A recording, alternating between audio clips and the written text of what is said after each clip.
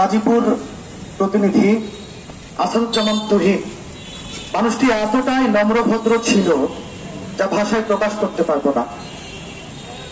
মর্মান্তিক একটি ঘটনা যা শোনার পর আমাদের সম্পাদক মহোদয় যারা খায়রুল আলম রফিক ঘটনাস্থলে উপস্থিত হন এবং নিহতের পরিবারকে সমবেদনা জানান, তাদের পাশে দাঁড়ান।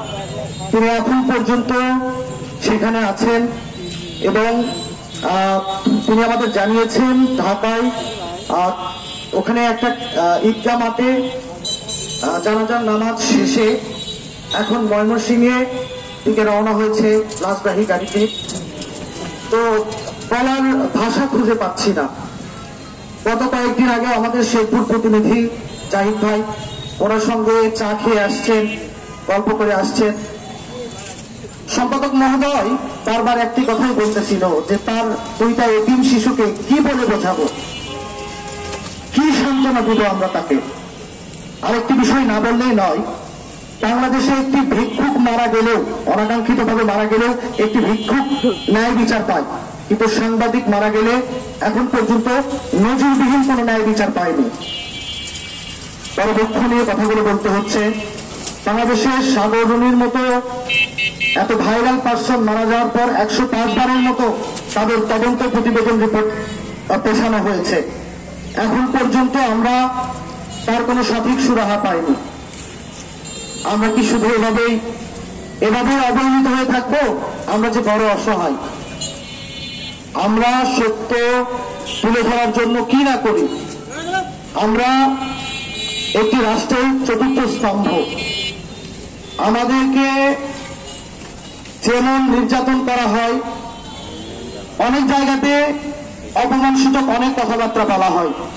আজকে আসাদুজ্জামান তুহিন ভাইকে এমন ভাবে নির্মম ভাবে হত্যা করা হয়েছে, যার সিসিটিভি ফুটেজ ছবি ইতিমধ্যে সামাজিক যোগাযোগ মাধ্যমে ভাইরাল হয়েছে, আপনারা দেখেছেন।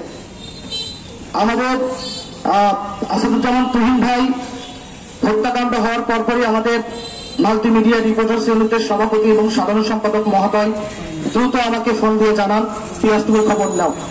আমাদের মিটিং চলতেছিল, মিটিং শেষ করে আমি বাড়ি রওনা হওয়ার পথেই সাধারণ সম্পাদক মহোদয়ের ফোন আসলো, পিয়াস দ্রুত খবর নাও, কি অবস্থা।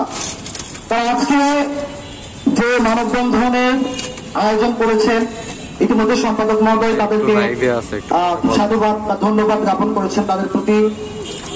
তো আমি ভাষা খুঁজে পাচ্ছি না, কি বলবো। সচরাচর দেখা গেছে আসাদুজ্জামান তুহিন ভাই চাঁদাবাজ, অপরাধমূলক, অনুসন্ধানীমূলক নিউজগুলো বেশি করতেন, যার কারণে উনি সম্পাদক মহোদয়ের অত্যন্ত প্রিয় একজন মানুষ ছিলেন। আজকে আমরা এমন একজন মানুষকে হারিয়েছি, এমন আমাদের পরিবার থেকে এমন একজন ভাইকে হারিয়েছি যা ভাষায় প্রকাশ করার মতো নয়। আপনারা সবাই দোয়া করবেন তার জন্য, তার রুহের মাগফিরাত কামনার জন্য। এই বলে আমার সংক্ষিপ্ত কথা আমি শেষ করলাম।